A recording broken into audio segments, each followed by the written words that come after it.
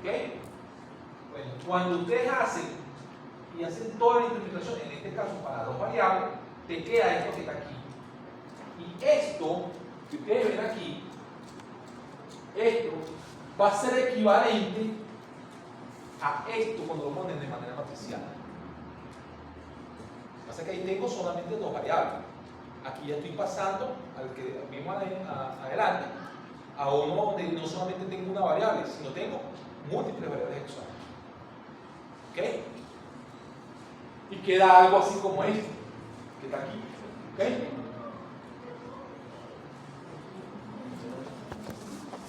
Ahora bien, hay un ejemplo que nosotros hicimos en esa clase.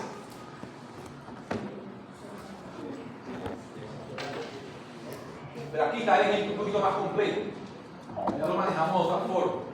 Un voluntario, una voluntaria que me ayuda a leer el ejemplo, por favor. Eso fue lo último que vimos en la clase, de concepción útil. El ejemplo. Dale. Sí.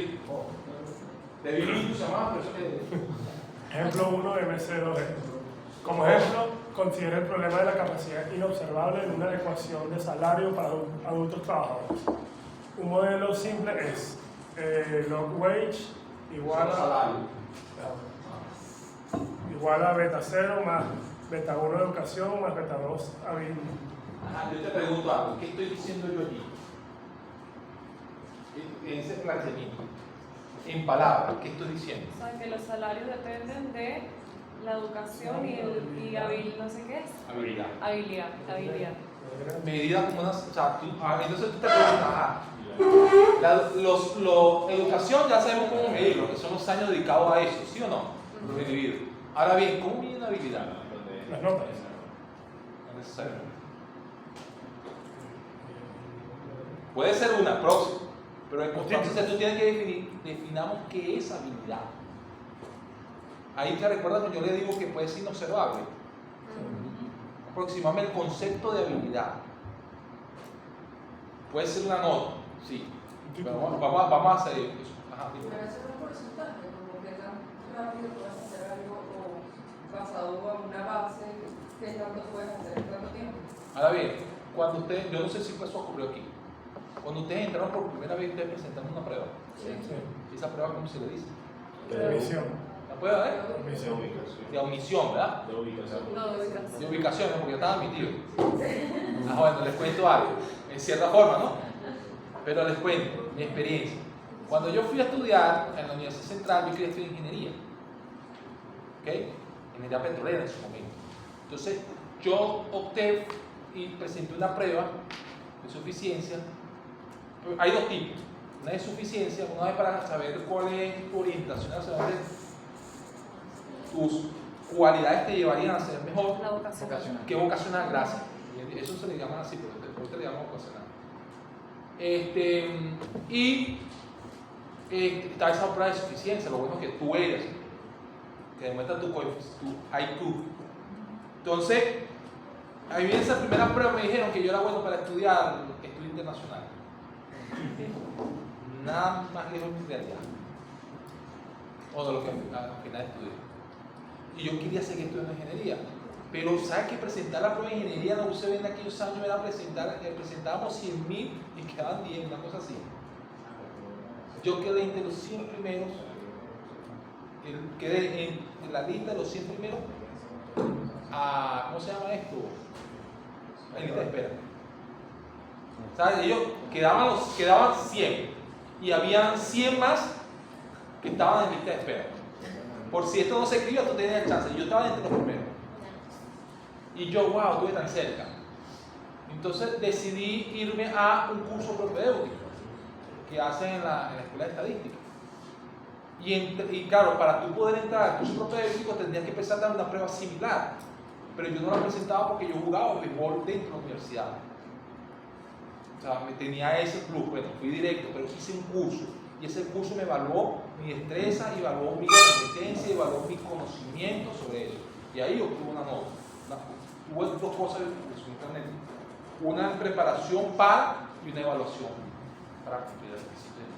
Y entre ellas, ok. Pero había gente que se graduó summa cum laude, que sacó 10 en esa prueba, que era la misma nota para pasar. Summa cum laude en 50 años de historia de la escuela. ¿Te imaginas?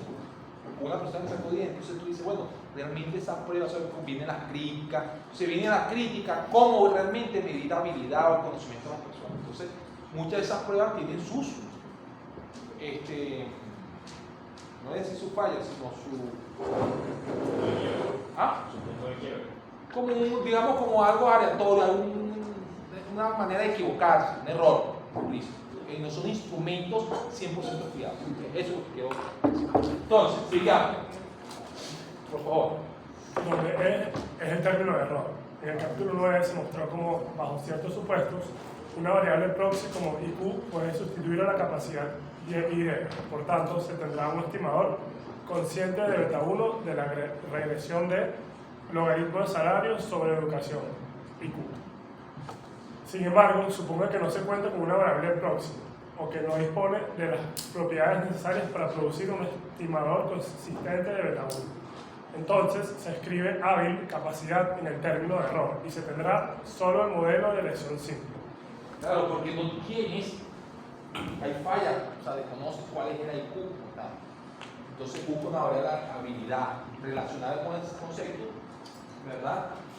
Tienes, porque esa variable IQ puede estar relacionada con esa habilidad, ¿sí o no? Porque esto es un concepto muy amplio, pero ya tú tienes una medida proxy de cómo aproximarte a través de ese IQ. Esa es una de las tantas que pueden existir.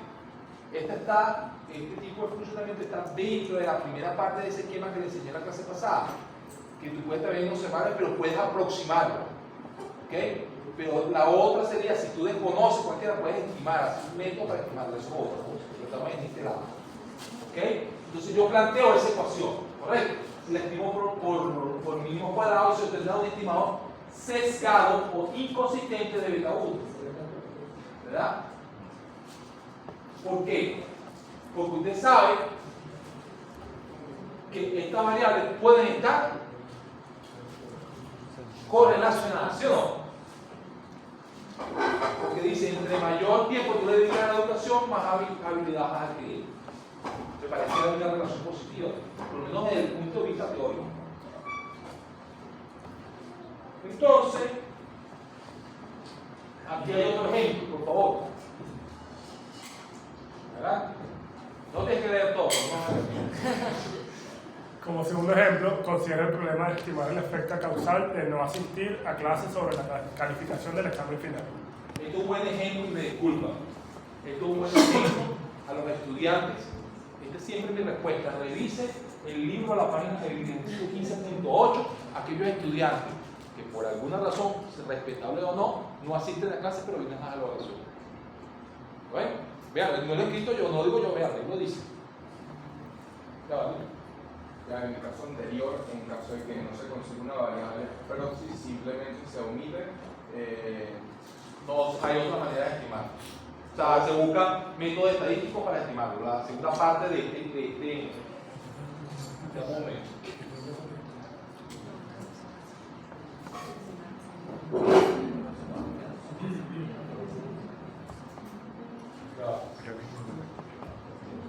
Estamos aquí. Ahorita estamos aquí. Si la tenés.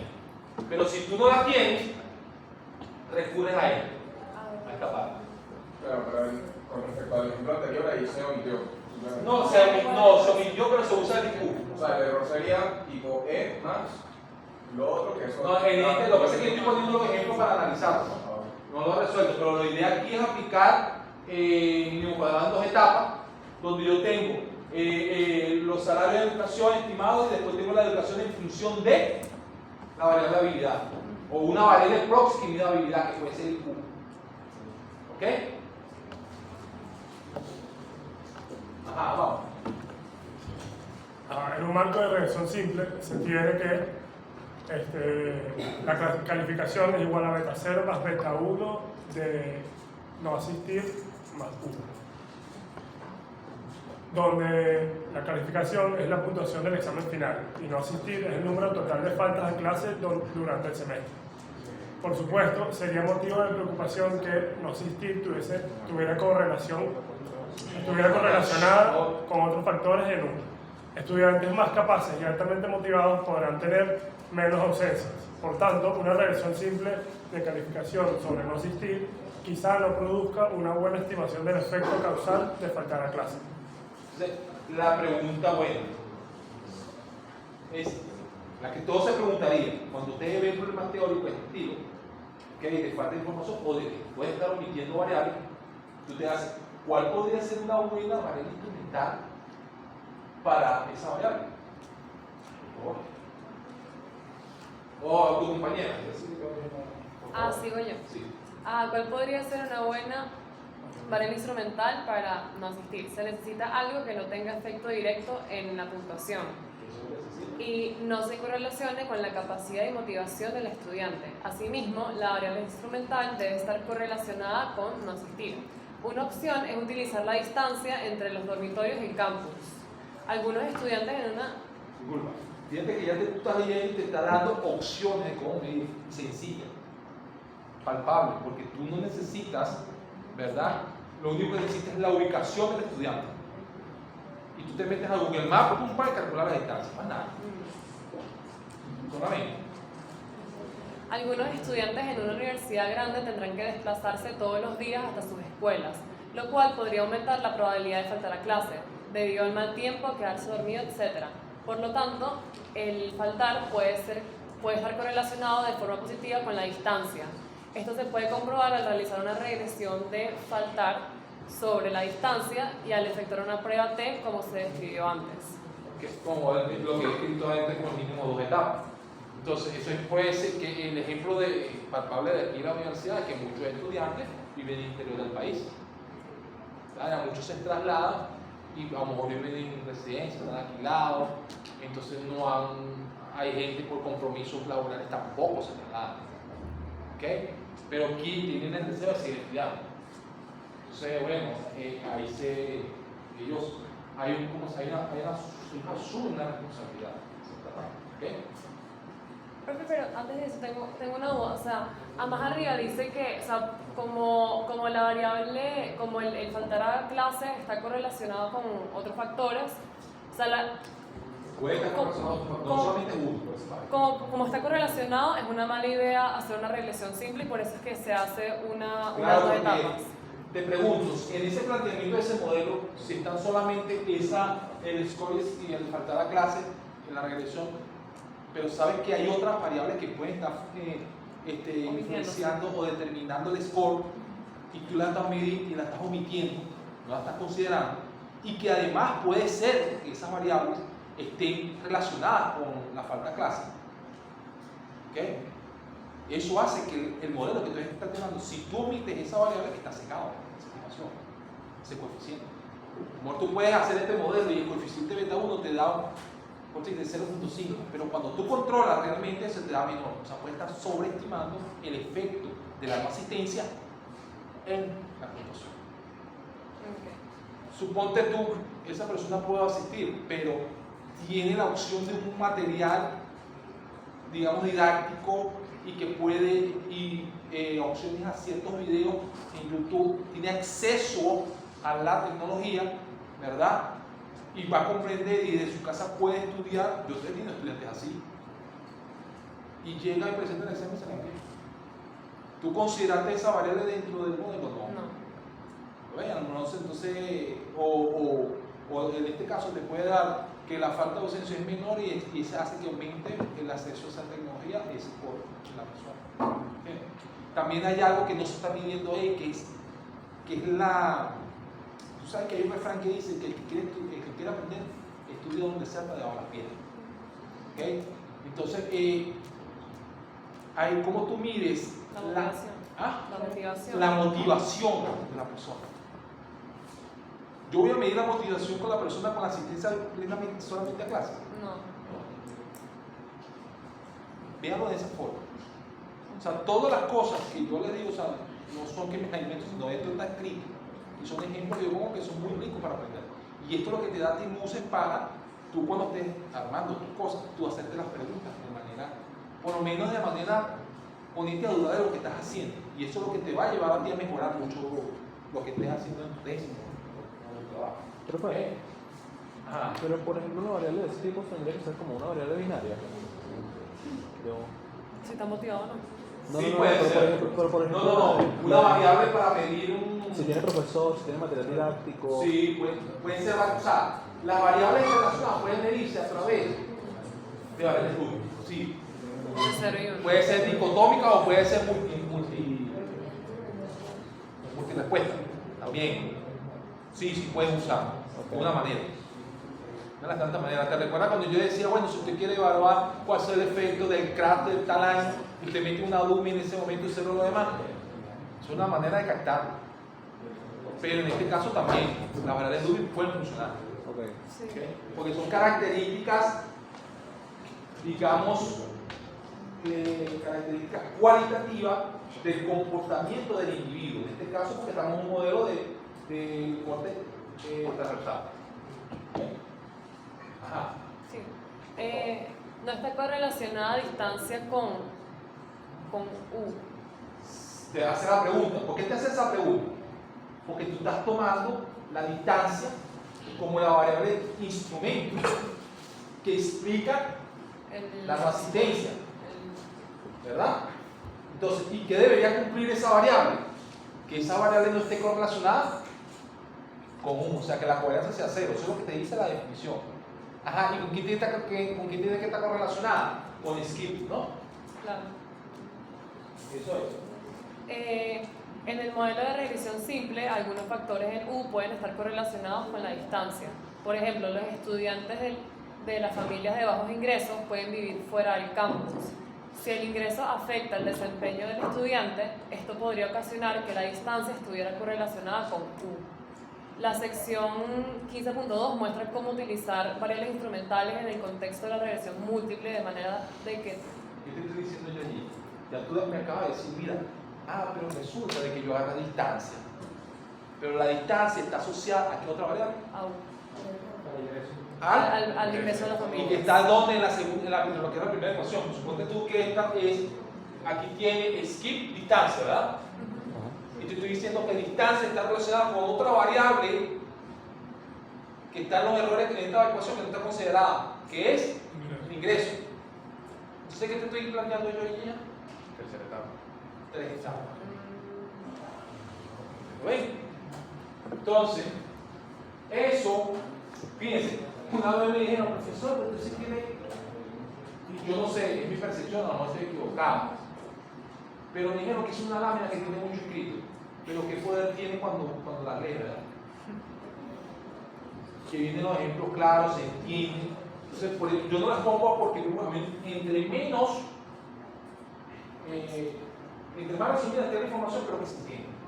Tú me pones un bullet, pero tú no sabes explicar, me dices todo esto para la fila, pero en este caso es para yo una manera de llevarlo al libro. Entonces allí se plantea, dado esto, el estimador de 3 etapas, que aquí tiene todo el desarrollo matricial. Está todo. O sea, hecho y explicado de manera completa. ¿Ok? No voy a pararme en esto. ¿Ok? Para finalmente él llegar a este estimador. Ese estimador que está allí, que es el estimador de tercera etapa, como ustedes van a poder ver, va a tener el estimador de 2 etapas y de primera etapa. Todo está aglomerado allí. ¿Ok? Entonces, fíjense, ¿qué especificación tiene eso? W por Z a la menos 1 por W a la... Eso, respuesta por Y. Es algo muy parecido a esto. ¿No les parece? Algo parecido a esto. No voy a decir que 100%, pero es algo parecido. Pero ahí tiene las variables instrumentales de... Pasa. Tiene las variables instrumentales de la primera etapa y de la segunda etapa, de la tercera etapa.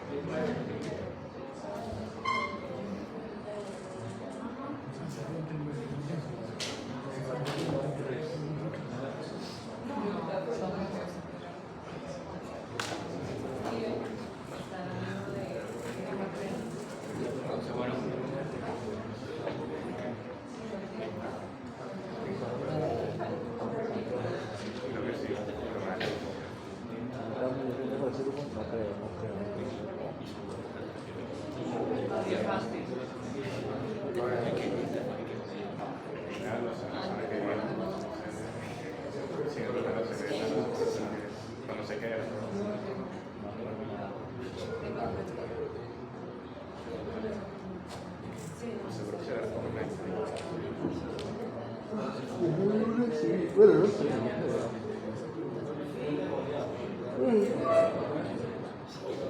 Para algo que resolvamos ahorita. Para que nos resolvamos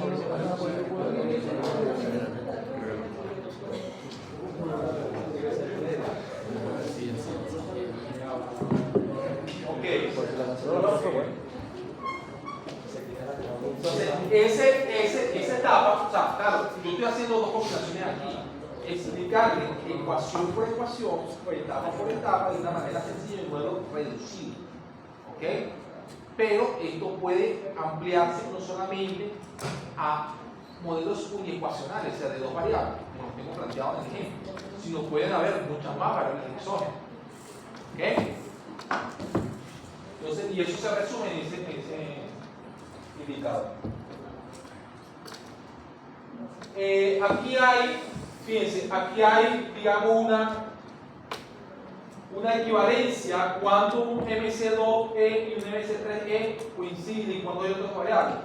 Pero esto es netamente teórico, que pueden instalar en esto, yo no hago mucho esfuerzo en esto, pero va a haber alguna, sobre todo lo más importante va a ser este supuesto, en el 1. Si eso ocurre, muchos de esos indicadores van a coincidir con el mínimo cuadrado generalizado. ¿Okay? De los dos, desde una y la tercera etapa, se van a volver un solo. ¿Okay? Robert, ¿qué es sur? Sur es estimaciones mínimo cuadrado ordinario, pero aparentemente no correlacionado. Eso está en inglés. ¿Okay? Pero eso no es para mí. Lo que queda es lo que debería estar anterior. Entonces, fíjense, hay algo que nosotros hicimos en la última clase, este fue el ejemplo, que nosotros hicimos en la última clase de econometría 1, donde hicimos la misma opción, pero con la ecuación de salario de educación, donde educación estaba relacionado con la educación del padre. ¿Ok? Y era lo mismo y lo hicimos en clase, y yo lo puse aquí era para que ustedes refrescaran. ¿Okay? Hay más ejemplos en el libro de esto, ¿okay? Que lo pueden ir repasando, pero lo que quiero decir con todo esto, y el análisis que todo esto desprende, y cómo se hace esto en review, ya ustedes lo saben cómo hacerlo. ¿Okay? Esto lo hicimos en la última clase, que estimábamos nuestra variable, fíjense, aquí estimamos. Está. Fíjense.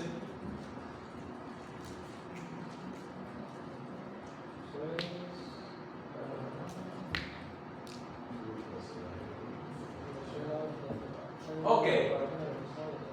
Fíjense. ¿Qué hacemos aquí? Estimamos la ecuación normal. Ok, arriba. Estimamos la ecuación normal. ¿Lo ven? Después estimamos aparte la relación de educación para education, la segunda, que es la primera etapa. ¿Ok? Y luego, ¿qué hacíamos?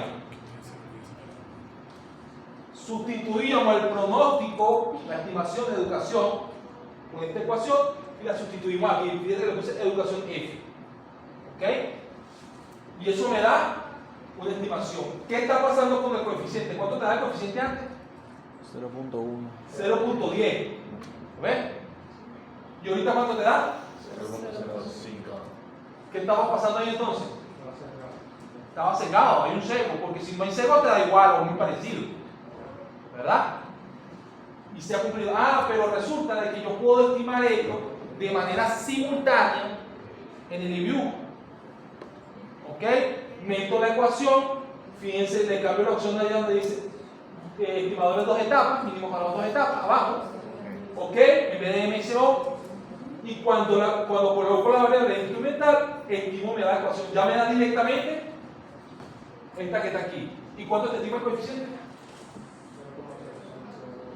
Aproximadamente lo mismo, ¿sí o no? Lo que pasa es que este me gusta porque este lo hacía directo y tiene toda la estimación completa. Pero esto estoy haciendo aquí paso por paso. Pero la próxima es lo mismo. ¿Ok? Entonces, y llego al mismo resultado y me da la misma significancia, inclusive más significativo y todo, el coeficiente, ¿verdad? Y demuestro de una manera el sesgo que hay con respecto a la primera. Entonces, y aquí, ¿qué está haciendo él? Haciendo esto mismo, las dos etapas. Estima esta primero, luego agarra esta estimación, la mete en la ecuación inicial, que es esta, y pum, estima esta que está aquí. Pero aquí te enseña solamente esto. ¿Lo ven? ¿Pero es por qué? Porque esto está escrito de manera matricial y él cuando sustituye, ¡pum!, te lo da directo. ¿Ven? Entonces lo que estoy haciendo aquí, lo que yo hago por dos etapas, lo que estoy haciendo a nivel teórico, lo estoy llevando a la práctica, lo hago por parte y después lo hago con el libro de manera directa. Esto fue lo que hicimos nosotros, final del curso pasado. Que fue el tema que yo le dije, bueno, no hay que ganar mucho porque, pero es una manera sencilla de estimar por lo menos una ecuación, un sistema de ecuaciones de dos ecuaciones lineales. Sencillo, lo que está dentro. Ah, que si yo tengo más variables exógenas y tengo una sola variable instrumental, la pregunta es que usted tiene que tener tantas variables exógenas tantas variables instrumentales como variables exógenas tiene. Si usted tiene dos exógenas aquí, usted por lo menos tiene que tener por lo menos dos instrumentales. ¿Ok? Ah, que sí, es que mira, es que la variable que está generando el problema con la linealidad es la X2, no la X1. Estoy considerando dos instrumentos, no importa, eso también puede afectar a la combinación lineal. Que tenga la ecuación planteada inicial. Este es el mismo código para aquellos que están lo tienen a disposición ahí, para los que les gusta usar R o Python, les sirve también.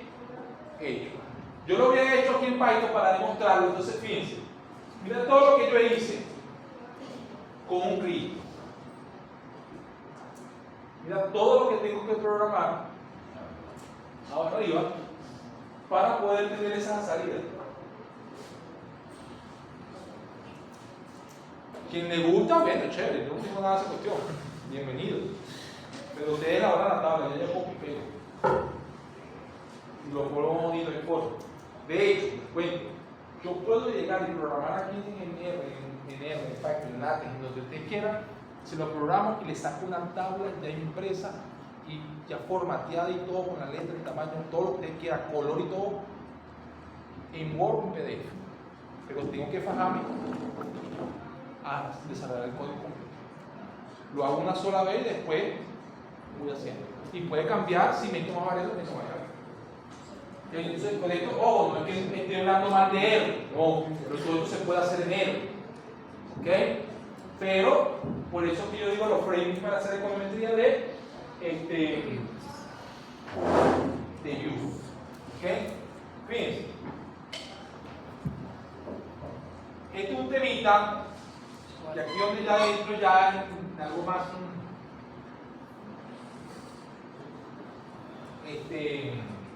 complejo, pero quiero que presten atención porque tiene que ver mucho con lo que ustedes pueden hacer y se les puede presentar. Vamos a entender por ello más adelante. ¿Alguna voluntad voluntaria que quieran darle, por favor? Por favor. Sí. Los modelos de ecuaciones simultáneas se caracterizan, a diferencia de otras relaciones que se pueden establecer entre variables y x, de forma unidireccional. ¿Qué quiere decir unidireccional? Ah, sí. Pero unidireccional es que la relación es y, x en función de y. ¿Verdad? ¿Y qué quiere decir bidireccional? ¿Ustedes han visto las relaciones bidireccionales? Hasta ahorita no, lo máximo que hemos visto es lo del mínimo cuadrado de etapa. Lo que recién vimos, lo vimos al final del curso pasado y lo vimos. ¿Ok? Eso es lo máximo, pero el resto no hemos visto nada de eso. Pero sí lo han visto a nivel teórico en macroeconomía y microeconomía. Lo aseguro. Es decir, que y cause x cause y o y cause x, en que se pueda establecer una doble causalidad entre las variables analizadas. En otras palabras, como lo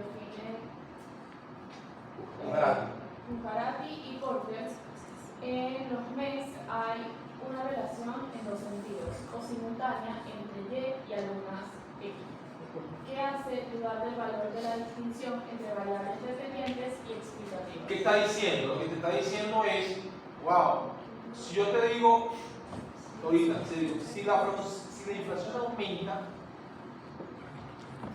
¿qué pasa con la actividad económica del producto? Disminuye. Y si te digo, si el producto disminuye, ¿qué pasa con la inflación? Aumenta. ¿Seguro? Pero, Depende. Si tú de la oferta de la demanda. Ahora bien, si la demanda de bienes aumenta, o sea, fíjate, digo, entonces claro, yo le estoy dando dos cosas, yo estoy tratando las dos variables como si fuesen exógenas y endógenas a la vez, simultáneamente, ¿sí o no? Eso es lo que estoy haciendo.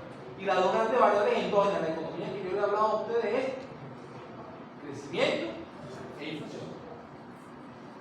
Son dos variables endógenas. Pero resulta de que dependiendo del modelo de la teoría, en un lado puede ser endógeno, en otro puede ser exógeno. Por eso es que se establece si hay una doble causalidad, porque no sabemos a veces quién es dependiente y quién es independiente, por más que seguro que esté. ¿Okay? Dada esta característica de relación simultánea que puede darse entre dos variables o más, los MES plantean una estrategia que permita, a partir de un conjunto de variables que se determinen simultáneamente, proponer más de una ecuación, una para cada una de las variables mutuamente o conjuntamente dependientes o endógenas. Lo que ustedes conocen como la función de demanda y oferta. ¿Okay? Este tipo de doble relación entre las variables es diversa y puede encontrar relaciones tan elementales como son las relaciones de precio-cantidad en un modelo de oferta y demanda como se presenta a continuación.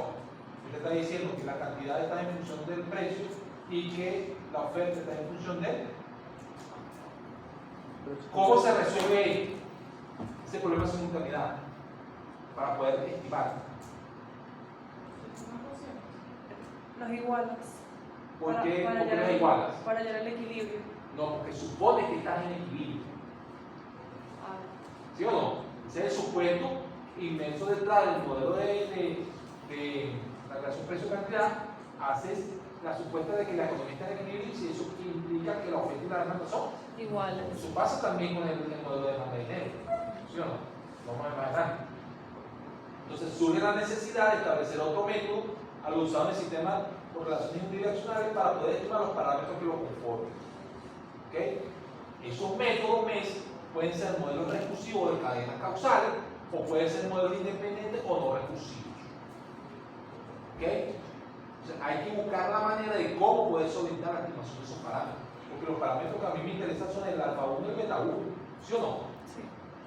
Entonces hay que buscar maneras de cómo es manera. Entonces hay modelos recursivos o modelos independientes no recursivos. En los recursivos de cadenas causales, todas las ecuaciones están identificadas. Todas las ecuaciones están identificadas. A veces que no es necesario. Es necesario determinar si estas ecuaciones están identificadas. ¿Qué quiere decir un matemático que me ayude que una ecuación esté identificada?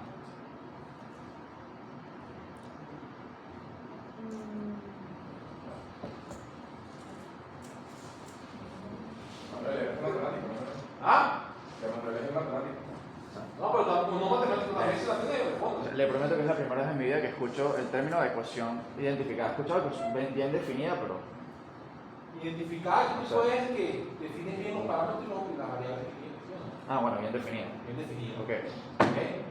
Entonces, usted tiene este modelo, ustedes lo han visto mucho, el modelo de mercado de dinero. ¿Okay? El mercado de dinero establece tres grandes ecuaciones. ¿Okay?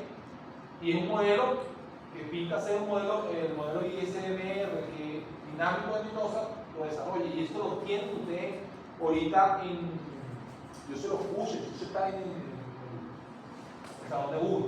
Tiene una ecuación de demanda de dinero, que te dice qué cosa, que la demanda de dinero depende de qué cosa. De la producción. ¿Qué más? Y de El los precio.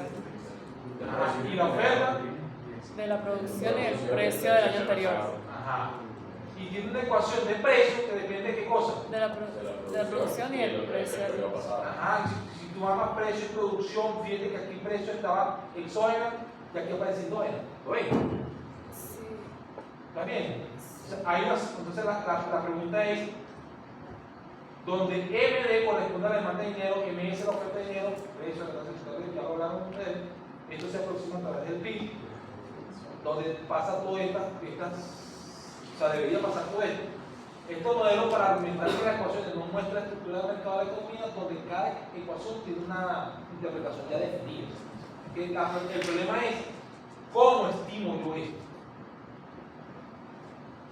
¿Cómo estimo yo eso? Esa es la pregunta. ¿Cómo resolver yo ese simultáneo?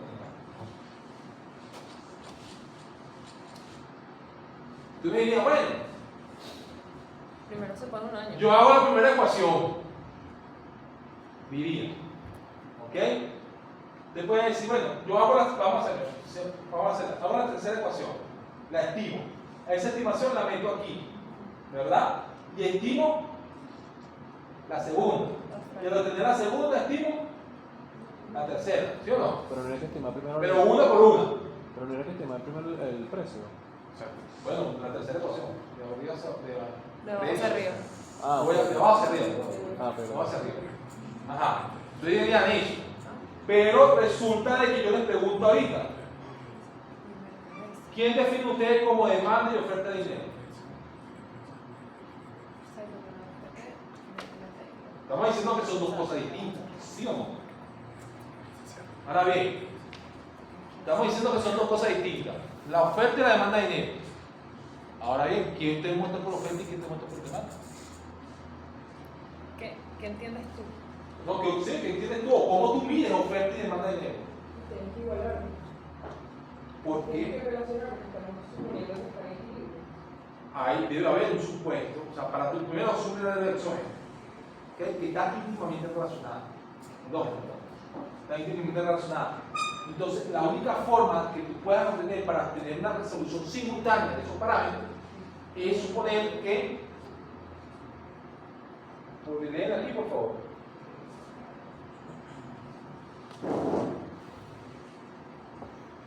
Es hacer un modelo reducido. ¿Ok? Y un modelo reducido pasa porque estructuralmente el modelo está bien definido. A nivel teórico, aquí todo está bien definido, pero a la hora de estimar se te complica. No puedes estimar los parámetros de manera simultánea porque hay omisión de variables. Ahora, ¿qué haces tú? Trata de estimar ese modelo que está bien definido estructuralmente, se lleva a una forma reducida. ¿Cómo bien se definió? Nos referimos al número de variables endógenas sean iguales al número de ecuaciones. ¿Sí o no? Sí. Porque es la única manera para poder estimar. Entonces, en este caso tenemos tres ecuaciones de las siguientes variables. Tenemos Y, tenemos E y tenemos T. Por lo que tenemos que hallar la forma reducida. ¿Y por qué M? Porque lo que hacemos es el supuesto de qué cosa? De que son iguales. De que están en equilibrio. De equilibrio. Y a nosotros hacer todo el proceso de todo esto, y al igualarlo, nosotros vamos a despejar de aquí, vamos a poder estimar los parámetros. ¿Ok? Ojo, este facilito ahorita que yo estoy dando así, pero cuando ustedes van a plantear modelos más estructurales, peor la situación. Por eso es que yo me quedo siempre con la forma reducida. Que es donde llego con los famosos VAR. Los VAR los hago en forma reducida, no me voy a estructurar. Porque la estructural implica hacer muchas. ¿Qué supuesto hice yo aquí para poder hacer esto? El equilibrio, ¿sí o no? Pero hay veces que no es así. Entonces tú vas a tener que hacer supuestos sobre algún coeficiente. Uno es 0 y otro lo dejo libre estimado y esquina. Tú vas a tener tantas soluciones como sea posible. Hasta que busco una optimización y luego un coeficiente óptimo.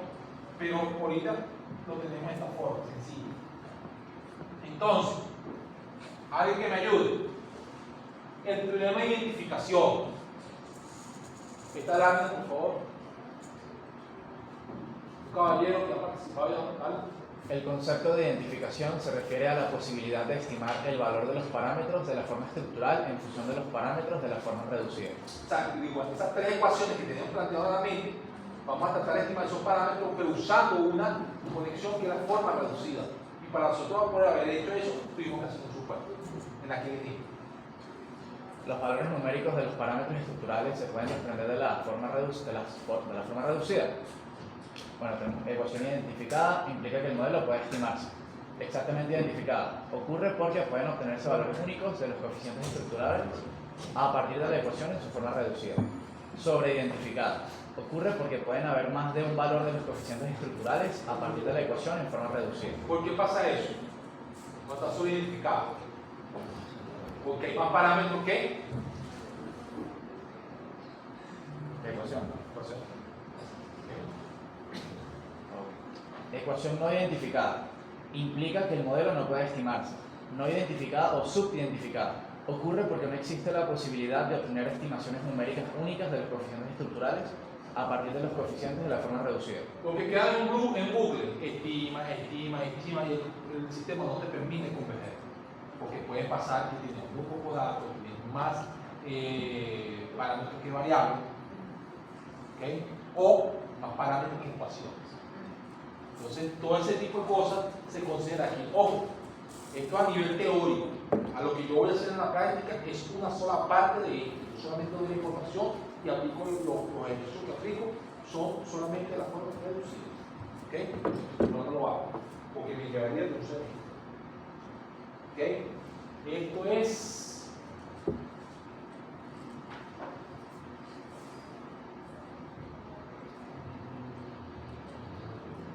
Hay dos métodos que me permiten a mí saber cuándo esto no me interesa. Hay dos métodos que me permiten a mí, que es la condición de rango y la condición de orden. Y tienen que ver básicamente cuándo nosotros podemos saber cuándo una ecuación está sobreidentificada o está exactamente identificada o subidentificada. Y tiene que ver con estos parámetros que están aquí. ¿Ok? Donde está condicionado básicamente a cuántas variables entonces están en el sistema, cuántas variables entonces están por cada ecuación, cuántas exógenas en el sistema y cuántas ecuaciones exógenas por cada ecuación. ¿Okay? Todo eso me va a permitir a mí, dependiendo de su valor, que me den si una ecuación, si estas condiciones se cumplen, si estoy sobreidentificando o exactamente identificado o subidentificando en una estimación. ¿Ok? Y aquí hay un ejemplito sencillo. Fíjense, en macroeconomía, ¿qué es la diferencia de estos modelos macro? Ahí en microeconomía relacionamos los agentes económicos con familias y empresas, ¿verdad? Las decisiones de los agentes, lo que buscamos que los hogares maximicen su nivel de satisfacción y la empresa maximiza sus beneficios. Tipo de mercado, situación de equilibrio, desequilibrio, fijación de precios. ¿Okay? En esta aquí se analiza cómo de una manera afecta el consumo de la vivienda o alguna subvención. Son cosas muy puntuales, muy ¿cómo se llama? El objeto de estudio aquí que es el individuo o en este caso una empresa. En cambio, en la parte macroeconómica, vimos el problema de manera más estructural, más agregada, más global. Y ya nos involucra a todos. ¿Ok? Y aquí, en esta parte, es donde tú haces el uso de estos modelos estructurales que te explica la economía. No vas a usar los modelos estructurales para hacer microeconomía, porque aquí en estos modelos está parametrado. ¿Okay? Esa es la gran diferencia. Entonces ustedes me van a ver interpretando algunos ejemplos cuando use los vectores autorregresivos, que son sistemas de ecuaciones simultaneadas simultáneamente, usando el análisis global de la economía. ¿Ok? Porque no me va a permitir hacer un análisis de una empresa. ¿Verdad? Porque no voy a poder, aquí yo puedo hacer una extrapolación de lo que va a suceder en general a los individuos en una economía. En cambio aquí con una muestra de empresa no necesariamente. O por empresa no lo voy a hacer. ¿Ok? Este es el temita. Y lo más rápido termino. Porque yo lo voy a volver a retomar cuando veamos fácil. ¿Okay? Aquí es donde yo me voy a llevar el mayor de los tiempos. Y es el tema que yo más me enfoco porque es el que más utiliza. O sea, lo utiliza todo, pero es el que más va a utilizar a partir de hoy. ¿Ok? Que tiene que mucho ver con lo primero. O sea, esto que está aquí se tiene que hacer primero para nosotros trabajar cualquier metodología de ecuaciones simultáneas, inclusive cualquier ecuación del tipo de vista, del punto de vista longitudinal. Ustedes trabajan con serie de tiempo, trabajan con la parte de temporalidad, ustedes tienen que primero hacer todo esto que vamos a aprender a partir de hoy. Porque si no lo hacen van a estar violando muchas cosas. Yo supuesto que deben tener.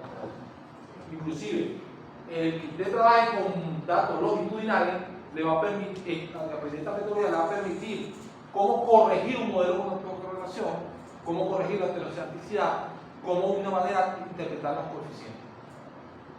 ¿Ok?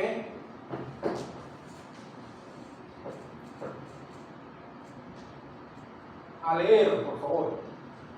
¿Quién me ayuda? A ver, por aquí, por favor. Una característica obvia de los datos de series de tiempo que los distingue de aquellos de corte transversal es que tienen un orden temporal. Eso es lo que hemos dicho ahorita.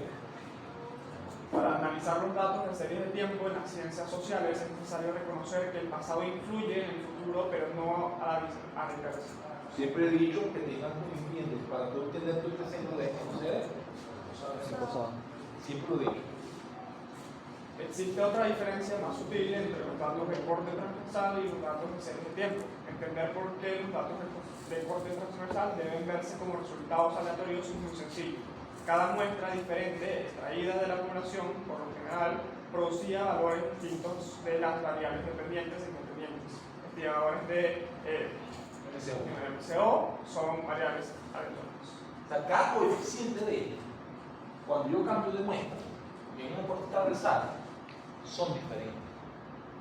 Eso quiere decir que si yo cambio el tiempo, esto puede diferir, ¿sí o no? Entonces, esto que está aquí también pasa a ser una variable aleatoria. Qué importante. En términos formales, a una secuencia de variables aleatorias indexadas en el tiempo se le llama proceso estocástico o proceso de serie de tiempo estocástico, es sinónimo de aleatorio. Entonces, ustedes van a ver aquí conceptos muy matemáticos que te hablan de proceso estocástico. Hay una forma, hay una cosa, pero es netamente teórico, pero básicamente lo que te quiere decir es que un proceso estocástico está asociado a un sinónimo de aleatoriedad. ¿Ok? Y tiene una formulación matemática sencilla. Entonces, el análisis de series temporales es una técnica estadística y matemática que estudia el comportamiento de la variable aleatoria de series de tiempo o proceso estocástico, que ha sido medido en intervalos de tiempo regular. Yo aquí me estoy diciendo, hasta este momento, yo estoy estudiando cada variable por separado. Porque cada variable por separado, ante yo una relación, me da información. Y me puede ayudar a hacer una mejor relación o a plantear una mejor relación en cualquier modelo económico que yo tenga. ¿Ok? El análisis de serie de tiempo tiene muchas aplicaciones en diversos campos de la ciencia. Por ejemplo, en economía continuamente se está expuesto a observaciones del mercado financiero, de indicadores de empleo, indicadores de nivel de producción y índices de precios. Les pongo un ejemplo. Yo les pregunto a ustedes, su jefe los llama y le dice, quiero que me pronostique el tipo de cambio para mañana. ¿Qué harían ustedes?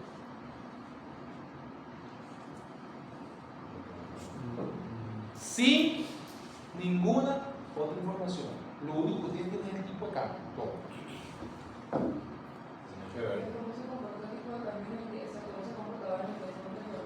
Ok, ¿y qué harías? Regresión simple. ¿Con quién? Si te estoy diciendo que solamente tienes el tipo de cambio. Nada, vería el patrón de, por ejemplo, como, por ejemplo, ahorita estamos en enero. Vería más o menos cómo se comporta el tipo de cambio en enero del año pasado, del antepasado, para ver. Ajá, ¿y qué harías? Ya lo viste. Viste los valores del tipo de cambio. Sacar el promedio y Ajá. qué tanto si están elevados o por debajo del promedio. Ok, eso puede ser una cuestión. Pero puede estar cerrado, ¿verdad? Porque Las condiciones del año. Porque usted tiene el comportamiento del tipo de cambio. Si usted me dice que este es su enero, vamos a suponer que es enero, ¿no? Este es enero aquí, enero de un año Y1, enero de un año Y2, y enero de un año Y3, y esto pasó de aquí a aquí. Si tú tomas un promedio, ¿dónde va a estar? Aquí. Y cuando vayas a dar aquí, tú vas, suponte que esto sea 5, esto sea 20 y esto sea 10. ¿Cuánto vas a decir tú que hay aquí? 20, 30, 35 entre 3. 35 entre 3. 20, 10, 25 son 35 entre 3. 17,5, ¿no? Entonces tú vas a decir que el próximo es de 17,5. O sea que va a caer. Es un pronóstico. Tú estás diciendo que va a caer. ¿Sí o no? Yo vería más en la tendencia, más o menos, por lo menos, La tendencia. porcentualmente cuánto suele variar entre X semanas. Conceptualmente, ¿cómo suele variar? Es muy diferente tener el nivel de la variable a tener las variaciones. ¿Sí o no? Vamos a suponer que esto es una variación que no me interesa ahorita. ¿Okay? Ajá. O sea, yo lo que quería hacer sería buscar en registros históricos del tipo de cambio, Ajá.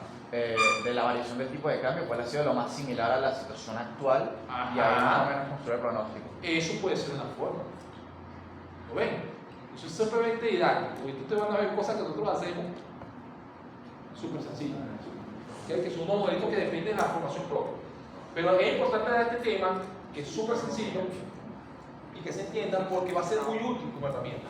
Entonces, puede ser que tú me dices, bueno, agarra un promedio de estos 10, esto es 17.5%. Entonces, este es muy diferente. ¿Verdad? Porque entonces si él crece 17.5%, el nivel va a crecer, ¿sí o no? ¿Lo ven? Cuidado con eso. O sea, esa parte intuitiva es muy buena aquí, se debe utilizar. ¿Ok? Entonces, aquí hay un conjunto de data de esto que me interesa ahorita, de cómo expresar la serie de tiempo y que es un proceso de estocástico se lo pueden leer. Yo me voy aquí, ahí. Lo que ustedes tienen aquí son comportamiento de una serie temporal. Allá tiene la tasa de logarítmica de variación anual del PIB real de Estados Unidos. Y aquí tiene el flujo anual del río Nilo en Ausán entre ese año y ese año. ¿Qué me pueden decir de los dos gráficos? A ver. Del PIB, la tasa de variación, la tasa de crecimiento. ¿Qué pasó con esa tasa? Está contenida entre una tasa de 2 y menos 1%. Correcto. Su fluctuación está alrededor entre menos 2 y 1%. ¿Y su vida cuánto es? Alrededor de 90. O sea, eso quiere decir que su crecimiento ha sido relativamente constante. ¿Sí o no? ¿Lo ven? ¿Ha tenido algún y su variabilidad? No. Si tú tomas la varianza de este pedazo son muy parecidas. ¿Sí o no? Digamos que la variabilidad ha sido constante también. Ahora bien, si tú ves lo del río Nilo, ¿qué estás viendo en el río Nilo? Hay dos picos en particular que... Hay como dos comportamientos, ¿sí o no? Sí. Hay dos comportamientos que te están diciendo, mira, del 80 hasta el 20 hubo un descenso del flujo, del volumen, del flujo de, creo que digo, agua, ¿no? Y después del 20 para allá comenzó un crecimiento y se mantiene relativamente constante, ¿sí o no? La variabilidad de este pedazo es parecida, pero es diferente a la de este pedazo, ¿sí o no? Todo eso que ustedes están viendo, nada más observando, es describiendo comportamientos solamente con observación, con cosas que ustedes ya saben, que es la estadística descriptiva, ¿okay?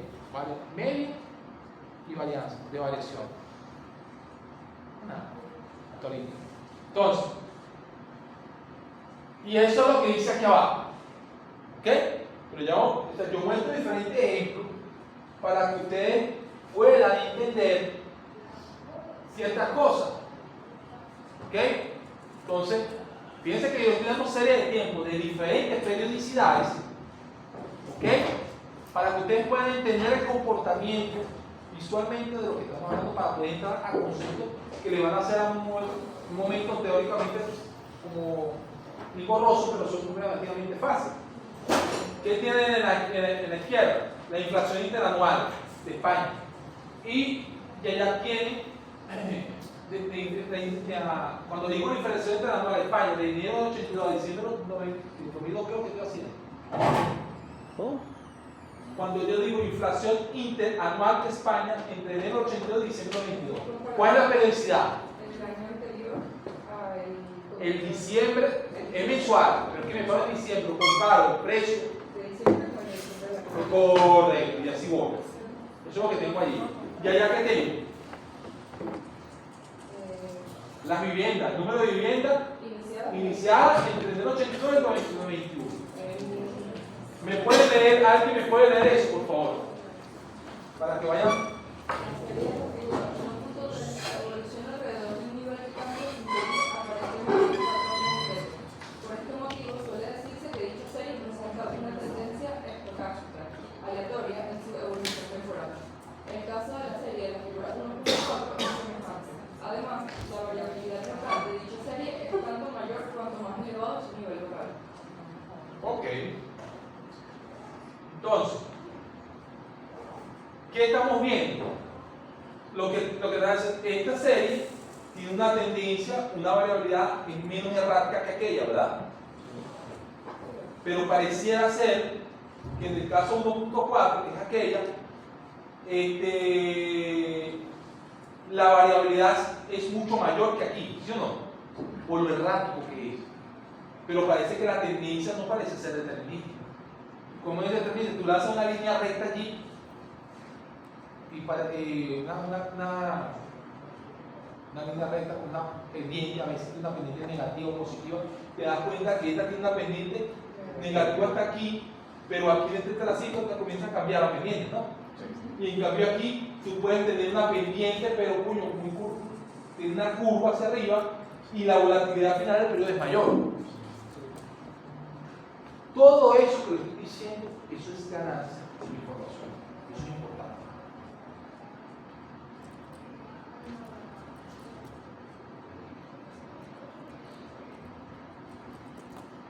Disculpe. Después de trabajo.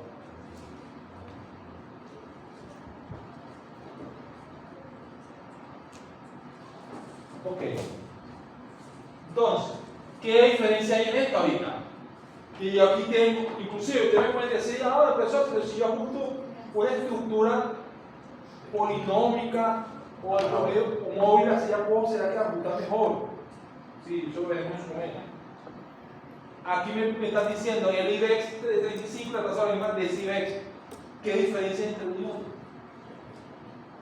Tú ves que a pesar de que esto tiene volatilidad, pero su comportamiento está allí.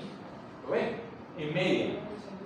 Pero la varianza de esa variable es volátil. ¿Alguien me puede leer aquí, por favor? La serie de la figura 1.5 evoluciona alrededor de un nivel que cambia sin seguir un patrón concreto. Es decir, dicha serie presenta una tendencia estocástica. La serie de la figura 1.6 presenta un nivel constante. Sin embargo, las desviaciones grandes, pequeñas, de dicha serie con respecto a su nivel van seguidas de variaciones grandes, pequeñas, por lo que su volatilidad condicionada por su historia reciente presenta algún tipo de inercia. Eso lo vamos a ver qué significa más adelante, pero lo que quiere decir que esa volatilidad puede ser que dependa de algo. Eso se llama inercia. O habilidad de su pasada. Es lo que está diciendo eso. O sea, todo esto me da esta lectura. Entonces, nosotros, y así vamos a ver gráficos como este, donde la tendencia tú consigues, si tú estás interesado en el índice bursátil de Alemania, ¿verdad? Eso es índice, puede ser que con otra variable que tenga tendencia misma pueda haber una relación y tú ves que la tendencia es determinística. Está determinada por la tendencia de otro indicador. ¿Sí o no? ¿Qué es lo que está pasando aquí? ¿Y aquí qué está pasando? Que ese también, que es el tipo de interés de la deuda pública de Estados Unidos, tiene cierta relación, lo de bonos de 3 años, con las letras de 3 meses, en el mercado secundario. Entonces puede ser que la tendencia, no puede ser que la tendencia de ese indicador que estoy tocando está relacionada con la tendencia de otro. ¿Ok? Y esos patrones son muy semejantes y tienen tendencia común. Profe, por lo que estoy viendo, entonces, como que en el trabajo, antes de hacer estadísticas diferenciales de algo, como que veo la buena práctica es previamente sacar unas estadísticas descriptivas como para más o menos estudiar el comportamiento de las variables. O sea, también como formular hipótesis para luego... Sí, eso para, pero primero tenemos que ver, cuando estamos dando conceptos temporales, este es el concepto importante. Este es el primer concepto importante que te van a ver aquí. Y hasta aquí para. ¿Ok? Serie de tiempo. Estacionario. ¿Qué quiere decir serie de tiempo estacionario? Vamos a hacer un broche de oro. ¿Sí? Serie de tiempo estacionario. Se dice que una serie de tiempo es estacionaria cuando su distribución y sus parámetros no varían con el tiempo. En términos más concretos, la media y la varianza de una serie estacionaria no cambian con el tiempo y tampoco siguen una tendencia. Con respecto a los ejemplos que vimos allá, ¿a cuál se refiere? La tasa de crecimiento de los Estados Unidos. Por ejemplo, ¿no? Es una serie estacionaria, es aquella, por definición, cuyo comportamiento en el tiempo, lo voy a decir así tan bonito, ¿verdad? Su media y su varianza no cambian con el tiempo. Se mantiene relativamente constante. Esto es el concepto formal. Cuando tú llevas lo empírico, no quiere decir que esté estrictamente así. ¿Ok? Por ejemplo, la última serie que ustedes vieron de la variación de la tasa logarítmica del index, que se veía así, ella puede ser que esté variando alrededor de un valor medio y su variabilidad no está constante, depende de otra cosa. Por eso dice que la variabilidad está condicionada, pero sí varía alrededor de un valor medio. No todo es perfecto. ¿Ok? Entonces, eso da paso al concepto de estacionariedad o de serie estacionaria. ¿Qué es una serie estacionaria? ¿Cómo se ve? ¿Cómo se observa? ¿Ok? Inclusive está asociado lo de media constante, ¿verdad? Está asociado a y lo de volatilidad, de varianza, está asociado con el concepto también de homocerasticidad. ¿Ok? ¿Qué quiere decir? Una serie con tendencia, ¿verdad? No es estacionaria en media, puede ser en varianza, pero en media no. Que es el ejemplo que ustedes tienen aquí. Esto es una serie estacionaria, medio de esa constante. No estacionaria, en este caso, puede ser que sea estacionaria en varianza, pero no en media, porque la medida en el tiempo cambia. En cambio, si hay un problema de varianza, esta serie puede ser que tiene varianza igual en el tiempo, pero esta serie tiene varianza igual en el tiempo. Cuando tú cobras la varianza aquí, es igual a la varianza de aquí. Este pedazo, no, ¿verdad? Entonces, aquí hay dos conceptos que se mezclan. Medio y varianza constante. Eso es lo que me produce una serie estacionaria. Una serie con tendencia no necesariamente estacionaria. Entonces, ejemplo, serie no estacionaria. ¿Esta serie estacionaria? No, porque su medida cambia en el tiempo. ¿Esta serie es estacionaria? No, tiene media y varianza diferente en el tiempo. ¿Sí o no? Inclusive ella crece hasta aquí y aquí hay un cambio dependiente. ¿Ok? ¿Esta serie es estacionaria? Sí. Aproximadamente al 2% de estas cuentas estacionarias, porque su media y su varianza es relativamente constante. ¿Y esta serie es estacionaria? Puede ser en medio, pero no es varianza. ¿Por qué no es varianza? Pues muy volátil. Porque acá hay un cambio abrupto, ¿lo ven? Que hace que mi varianza cambie. Porque él revierte nuevamente su media, pero la variabilidad me la cambió. En cada uno de estos casos, hay una forma de actuar. Es decir, que si yo tengo series que no son estacionarias, yo tengo que convertirlas, llevarlas, pasarlas de ya a algo así como esto. Eso es lo importante. Señores, ustedes van a modelar como modelos de ese estilo, con series temporales. Ustedes tienen que cumplir el modelo el concepto de serie estacionaria. Las series deben ser estacionarias. Las las series deben ser de media y varianza constante, porque eso es lo que les va a llevar a ustedes a cuando ustedes tengan una relación Y en función de X o de otras variables, a que la estimación no sea sesgada. El principal motivo de sesgo en las estimaciones de autocorrelación, de heteroselasticidad, es que las series no son estacionarias. Bueno, entonces no es modelar como loco, sino es que cuando trabajan con series temporales, el tiempo tiene implicaciones en los resultados. Y es porque se violan estos supuestos.